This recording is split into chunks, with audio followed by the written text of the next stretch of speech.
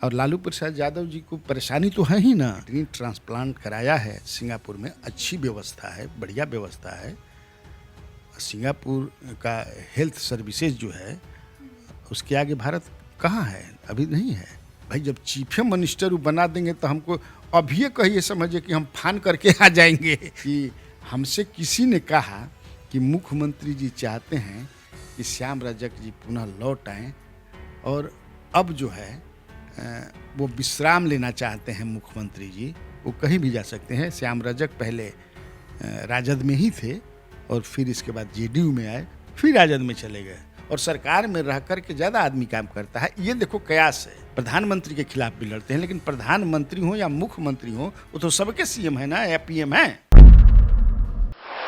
नमस्कार, News Heart special with Kanhaiya Bhilari कार्यक्रम में आप सभी का बहुत बहुत स्वागत है। मैं हूं प्रीति। सुबह के 7:30 बज चुके हैं और हम हाजिर हो गए हैं कल दिन भर की कुछ प्रमुख खबरें और खबरों के विश्लेषण के साथ, और इसके लिए हमारे साथ मौजूद होते हैं न्यूज हार्ट के managing editor Kanhaiya Bhilari sir.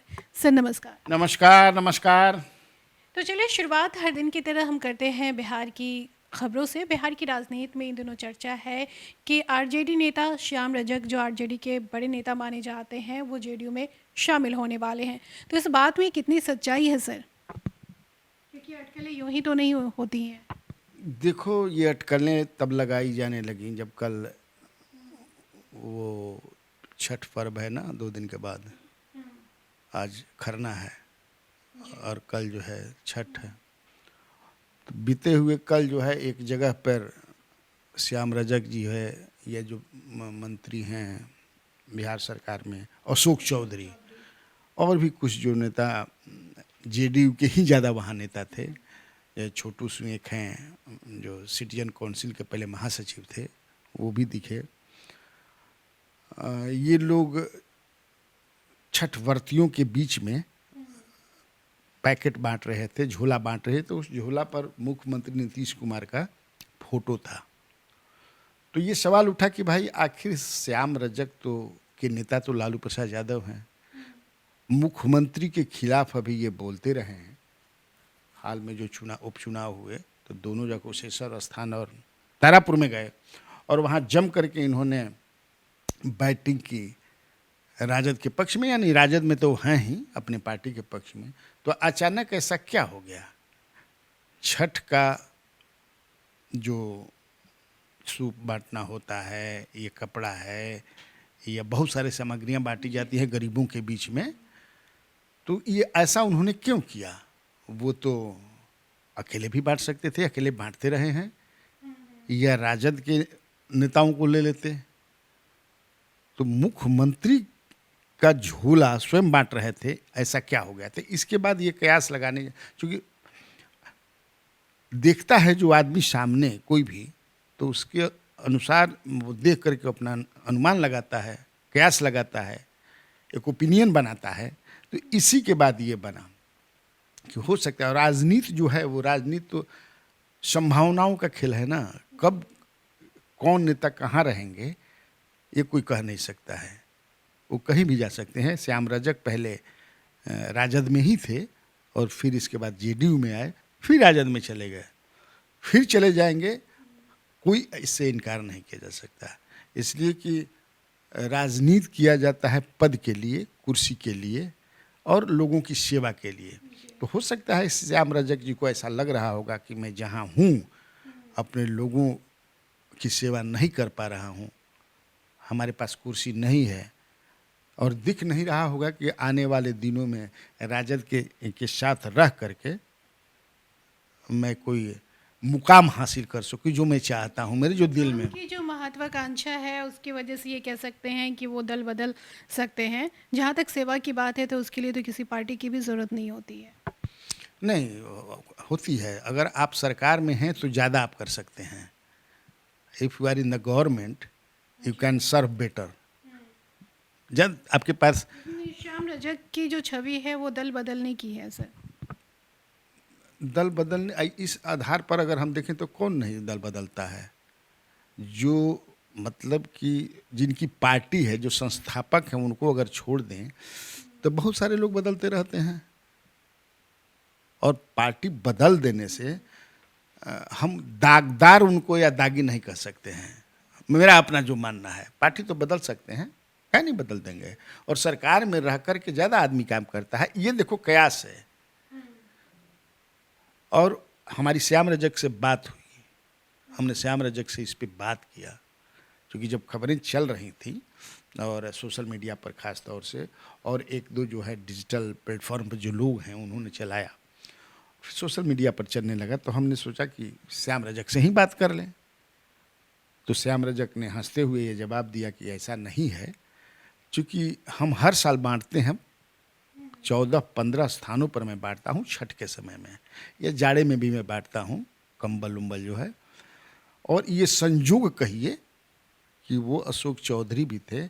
एक बात उन्होंने और भी कहा कि उनसे किसी ने कहा, हंसते हुए ये कहा उन्होंने, देख रहे हम अपने व्यूवर को बता दें कि हमसे किसी ने कहा कि मुख्यमंत्री जी चाहते हैं कि श्याम रजक जी पुनः लौट आएँ, और अब जो है वो विश्राम लेना चाहते हैं मुख्यमंत्री जी, और किसी दलित को ही अपना उत्तराधिकारी बनाना चाहते हैं। एक बार वो बना चुके हैं जीतन राम मांझी को, तो हमने भी जो हमसे जिन्होंने ये प्रस्ताव दिया, तो हमने भी कहा, मैं अब जिन्होंने प्रस्ताव दिया मैं उनका नाम नहीं लेना चाहता हूँ, हालांकि हमको उन्होंने नाम बताया, तो हमने कहा कि भाई जब चीफ मिनिस्टर वो बना देंगे तो हमको अभी कहिए, समझिए कि हम फान करके आ जाएंगे। भाई मुख्यमंत्री अगर कोई बना दे और दलित, तो बिहार का भी कल्याण होगा, हमारा भी कल्याण होगा। तुरंत हम मुख्यमंत्री बने, तो आपको क्या लगता है भेलारी जी कि वो मुख्यमंत्री मुझे बना देंगे? अब हम क्या कह सकते हैं भाई, नहीं अगर बना देंगे तो मैं तो तुरंत जाने के लिए तैयार हूँ। ये सब कुछ ऐसा ही है, लोग चलाते रहते हैं। वो एक संयोग था, और मुख्यमंत्री मान लें कि वो अगर मुख्यमंत्री हैं नीतीश कुमार, तो बिहार के सारे लोगों के मुख्यमंत्री हैं। हम पॉलिटिकल अपोनेंट हैं, लड़ते हैं एक दूसरे के खिलाफ, प्रधानमंत्री के खिलाफ भी लड़ते हैं, लेकिन प्रधानमंत्री हो या मुख्यमंत्री हो, वो तो सबके सीएम है ना, या पीएम है। सालों भर लड़ाई थोड़े चलती है। तो वो एक संयोग था, इट वाज एक्सीडेंटल या इंसिडेंटल, जो भी समझिए, ऐसी कोई बात नहीं है। ये बात तो सही है कि सीएम है तो सभी के सीएम है, पीएम है तो सभी के पीएम है, लेकिन किसी पार्टी का झोला बांटना, ये तो सवाल तो खड़ा करता ही है। खैर, हम बढ़ते हैं अगली खबर की ओर। वो किसी पार्टी का नहीं था, सरकार का था, जिसमें मुख्यमंत्री का फोटो था, वो जेडीयू का नहीं था। हाँ। लालू प्रसाद यादव के किडनी ट्रांसप्लांट की जो है खबरें वो आ रही हैं कि वो सिंगापुर में जाके वहाँ पे किडनी ट्रांसप्लांट करवाएंगे। लेकिन पिछले दिनों जो उनकी मुलाकात आर के सिंह से हुई थी, बीजेपी के बड़े नेता हैं, उनसे मुलाकात हुई थी, तो कई चर्चा में कई सारी बातें जो है वो आ जा रही थी कि आखिर मुलाकात के मायने क्या थे। तो वो अब खुलकर सामने आई है कि आर के सिंह भी जो हैं वो भी ट्रांसप्लांट वहाँ से सिंगापुर से करवा चुके हैं, और वो लालू प्रसाद यादव की मदद कर रहे हैं, इसमें उन्हें सलाह दे रहे हैं। तो क्या इस मदद के भी कोई मायने निकाले जा सकते हैं? कोई मायने नहीं है। क्या मायने हैं? मानवीय संवेदना है उनकी, मित्र रहे हैं दोनों, और चूंकि उन्होंने किडनी ट्रांसप्लांट कराया है सिंगापुर में, अच्छी व्यवस्था है, बढ़िया व्यवस्था है। सिंगापुर का हेल्थ सर्विसेज जो है, उसके आगे भारत कहाँ है? अभी नहीं है। तो हो सकता है कि अमर सिंह भी जा करके वहीं दवाई कराते थे लास्ट आवर में। तुमको याद होगा कि एक बहुत दर्दनाक घटना हुई थी एक लड़की के साथ दिल्ली में, जिसमें पूरा देश हिल गया था। हाँ, तो निर्भया कांड की बात कर रहे हैं। हाँ, उसको भी लास्ट आवर में हवाई जहाज़ से या हेलीकॉप्टर से ले गया गया था सिंगापुर, याद है ना? तो बेटर फैसिलिटीज़ है, और लालू प्रसाद यादव जी को परेशानी तो है ही ना। किडनी जो है उनका 25 या 30 या 35 कुछ ऐसे ही काम कर रहा है, और ट्रांसप्लांटेशन की ज़रूरत है ऐसा। लेकिन तब है कि डॉक्टर, चूँकि जिन डॉक्टरों के अंडर में वो हैं एम्स के, अब वो क्या सलाह देते हैं उसके बाद ही तय करेंगे वो कि जाए या न जाए। हम बीजेपी की बात करें तो लोकसभा चुनाव में अभी जो है 2.5 साल बाकी है, लेकिन अभी से तैयारियां जो शुरू हो चुकी हैं। 6 अप्रैल तक जो है हर बूथ पर पन्ना प्रमुख बनाने की जो है बीजेपी ने घोषणा की है। देखो, बीजेपी सालों भर तैयारी करती है। कहीं न कहीं चुनाव होते ही रहता है पूरे देश भर में, तो वो तैयारी करते हैं। और ख़ास तौर से चूँकि 2.5 साल तुमने जैसे कहा है भी 2.5 साल, अब तो 24 में चुनाव होना है। अभी नवंबर होगा 21 को, तो वो तैयारी चल रही है। और ख़ास तौर से बिहार में उनकी तैयारी उन लोगों के बीच में चल रही है जो वो समझते हैं कि अभी भी हमारे साथ वो ज़्यादा नहीं जुड़े हुए हैं। ख़ास तौर से एक्सट्रीमली बैकवर्ड कास्ट हों, SC ST हों, तो उनके बीच में उनका ज़्यादा काम चल रहा है। और लालू यादव का जो वोट बैंक है, ख़ास तौर से यादव, उनके बीच भी ज़्यादा वो काम कर रहे हैं। तो ये तैयारी चल रही है। ऐसा कहीं कि उनकी तैयारी हमेशा, चूँकि वह एक कैडर बेस्ड पार्टी है, उनकी कई शाखाएँ हैं, RSS से लेकर के विश्व हिंदू परिषद से लेकर के और बहुत सारी शाखाएँ हैं, तो हर वो तैयारी में ही रहते हैं, तो तैयारी कर रहे हैं। और मैं इन दिनों जो है एक वीडियो काफ़ी वायरल हो रहा है, एक चैनल ने उसे शूट किया है, वो काफ़ी चर्चा में है।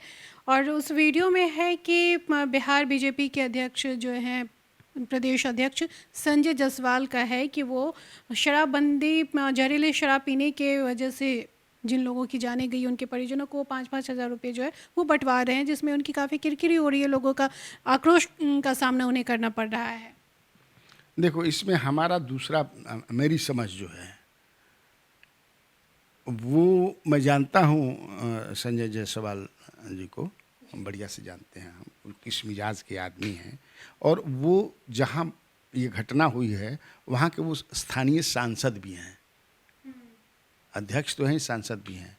तो एक मानवीय संवेदना जो होती है उसको लेकर के, आखिर इल्लीगल जब घोषित कर दिया गया, दारूबंदी है, तब दारू पीने से अगर कोई आदमी, किसी की जान चली जाती है, तो आप कुछ भी उनको सहायता नहीं कर सकते, सरकार की तरफ से नहीं कर सकते हैं, सरकार नहीं करेगी। हाँ, सरकार कभी नहीं कर सकती है। इसकी आप गलत काम किए हैं और गलत काम करने के चलते आप अपने जान से हाथ धो दिए हैं, तो उसके परिवार को कोई आर्थिक सहायता वगैरह नहीं दी जाती है, दी भी नहीं जाएगी। लेकिन उससे अलग जा कर के, चूँकि स्थानीय सांसद हैं, तो लोग बांटते हैं। हम, मुझे जो लगता है कि, हालांकि बाद में उन्होंने ये बात कहा, चूँकि जब ये बांट रहे, ये स्वयं नहीं बांट रहे थे, इनके लोग बांट रहे थे पैकेट में, मैंने भी वो फुटेज देखा। तो वो लोग जो स्थानीय जो हैं, जो पीड़ित हैं या और भी जो ग्रामीण थे, कि ये क्या है, 5-5 हज़ार रुपया बांट रहे हैं, तो वो भी तो वो बांट रहे हैं, इतना तो हिम्मत किया उन्होंने। जी, संजय जायसवाल की जहाँ तक हम बात करें तो वो तो शराबबंदी के फेवर में ही नहीं है।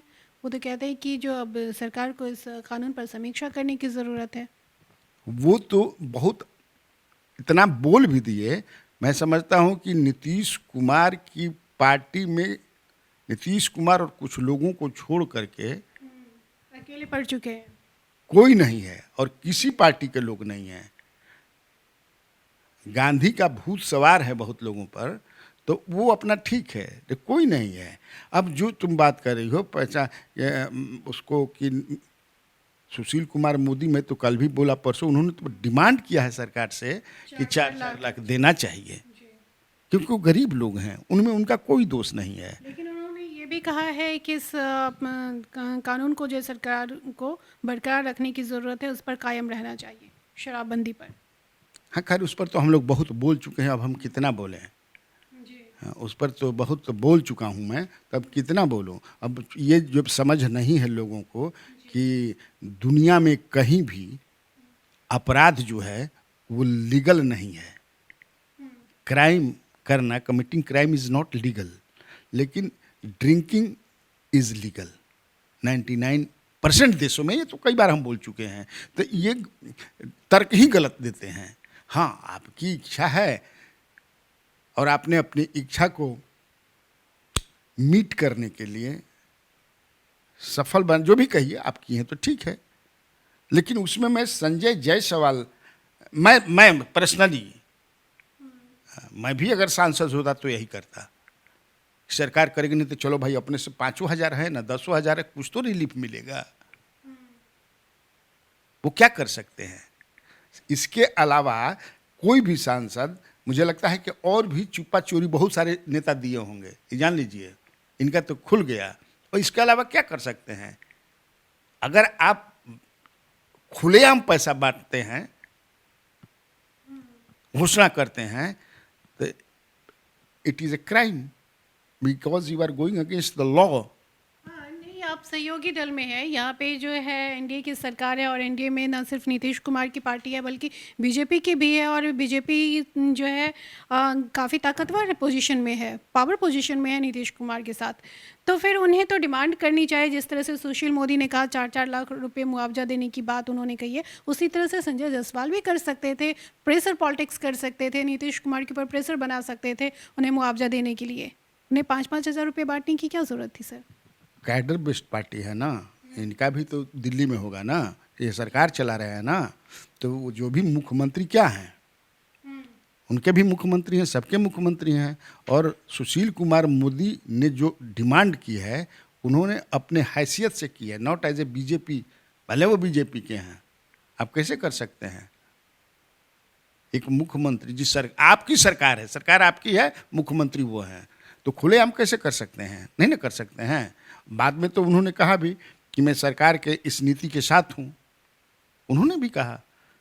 ये जब वहाँ महिलाओं का मतलब हंगामा हुआ कि 5-5 हज़ार, उसके बाद उन्होंने कहा पत्रकारों से बात करते हुए कि मैं मुख्यमंत्री का जो शराबबंदी है, आई सपोर्ट इट।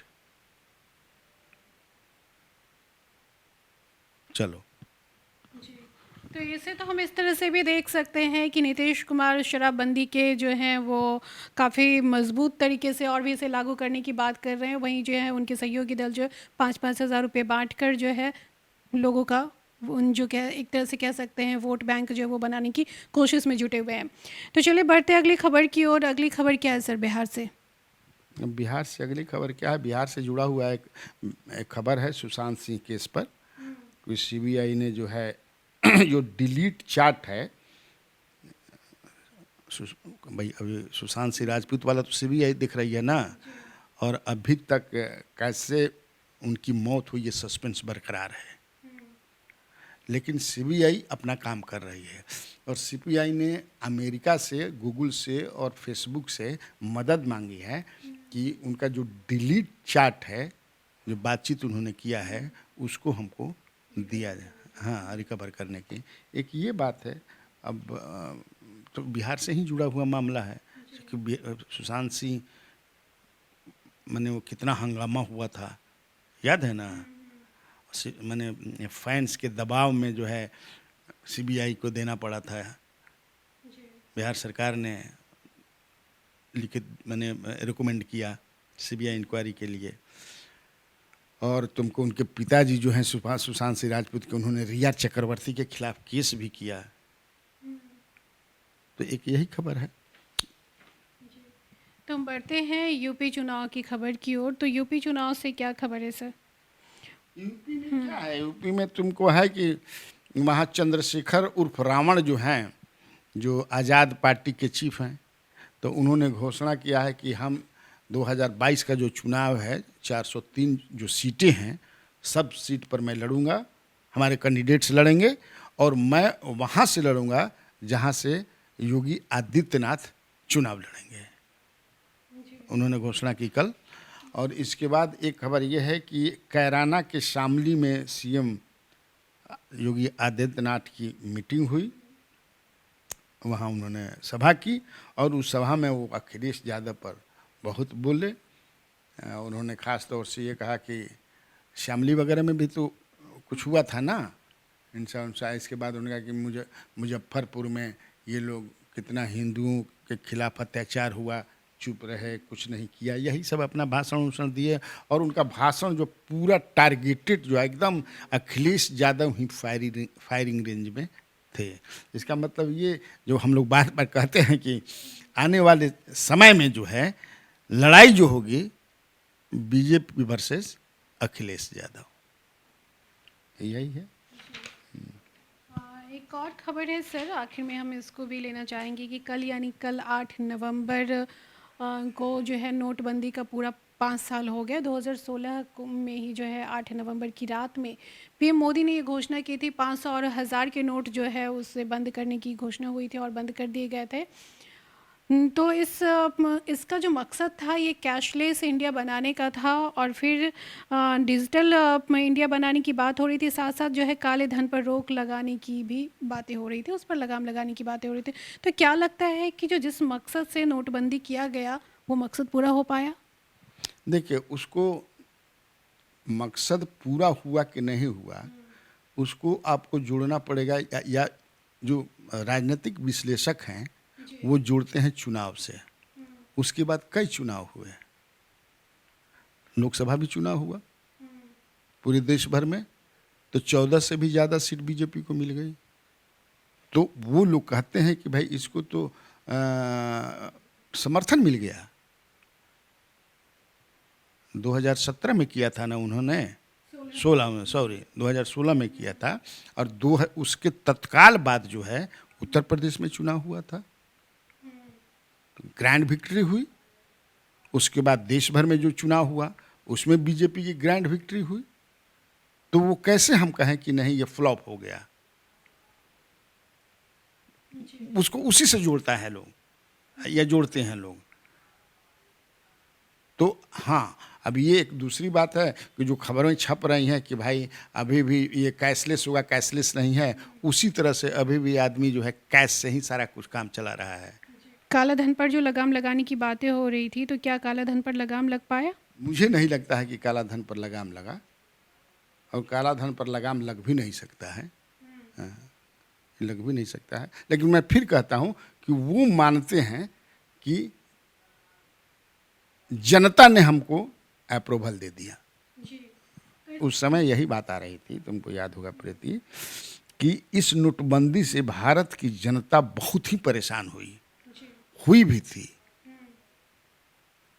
जनता बहुत परेशान थी नोटबंदी का, उनका जो डिसीजन था, बहुत आलोचना हुई। लेकिन भाई उसका प्रयोगशाला क्या है कि जनता ने यस कहा कि नो कहा, तब तो चुनाव ही है। तो उत्तर प्रदेश सबसे बिगेस्ट स्टेट है, वहाँ भी यस कर दिया, और पूरे देश भर में जो चुनाव हुआ वहाँ भी यस कर दिया। तो इसका मतलब मैं गलत नहीं था। लेकिन कांग्रेस ने इस पर सवाल किया है कि अगर नोटबंदी सफल थी तो भ्रष्टाचार खत्म क्यों नहीं हुआ? ये जो है प्रियंका गांधी ने ये ट्वीट करके उन्होंने 5 सवाल किया है। और दूसरा सवाल है कि काला धन वापस क्यों नहीं आया? तीसरा है कि अर्थव्यवस्था कैशलेस क्यों नहीं हुई? चौथा, आतंकवाद पर चोट क्यों नहीं हुई? और पांचवा है महंगाई पर अंकुश क्यों नहीं लगा? ये तो प्रियंका गांधी का है, चूँकि वो पॉलिटिकली अटैक तो करेंगे ही, लेकिन अगर वाकई हम लोग अपने तरह से विश्लेषण करेंगे इस पे, तो फिर इस पर समय दे करके कि वाकई उसके बाद अभी तक ये 5 जो सवाल उन्होंने उठाए हैं क्या हुआ, तो एक काम करना पड़ेगा एज ए जर्नलिस्ट, और देखना पड़ेगा, क्योंकि हम लोग काम तो किए नहीं इस पर। तो ऐसे कैसे कहते हैं? वो तो पॉलिटिकल पार्टी है ना, she is oppose to the BJP या एनडीए, उनका तो कहना ही है। उन्होंने भी ये नहीं बताया कि कैसे नहीं हुआ, ये तो है नहीं उसमें, केवल 5 सवाल उन्होंने उठाए। लेकिन एज ए जर्नलिस्ट इस पर हम लोगों को तब काम करना पड़ेगा, अब काम करके तो समझना पड़ेगा कि वाकई हुआ कि नहीं हुआ।